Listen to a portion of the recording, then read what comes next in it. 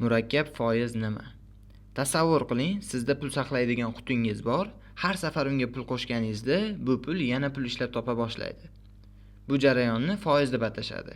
Bank sizni pulingizni ma'lum vaqt davomida ushlab turishingiz uchun sizga qo'shimcha daromad beradi. Lekin agar pulni muddatidan oldin chiqarib olsangiz, foiz ola olmaysiz.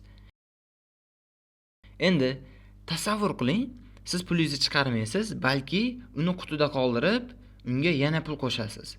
Shunda foiz nafaqat dastlabki pulingizga, balki ilgari olingan foizlarga ham hisoblanadi. Murakkab foiz aynan shu tamoyil asosida ishlaydi. Farqi shundaki, qutingiz o'rniga sizda forex savdo hisobingiz bor. Siz forexga investitsiya qilsangiz, u daromad keltira boshlaydi. Agar har safar foydani olib chiqmasdan qayta investitsiya qilsangiz, daromadingiz yanada tez o'sib boradi. Misol uchun, agar siz forexga $100 investitsiya qilsangiz va 10% olsangiz, $110 bo'ladi. Agar shu $110 ni qayta investitsiya qilib, yana 10% olsangiz, $121 bo'ladi va shu tarzda davom etadi. Xulosa qilib aytganda, murakkab foiz forexda juda muhim. Chunki u vaqt o'tishi bilan kapitalingizni tezroq oshirishga yordam beradi. Har safar foydani chiqarib olish o'rniga, uni yana qayta investitsiya qilsangiz, daromadingiz eksponensial ravishda o'sadi.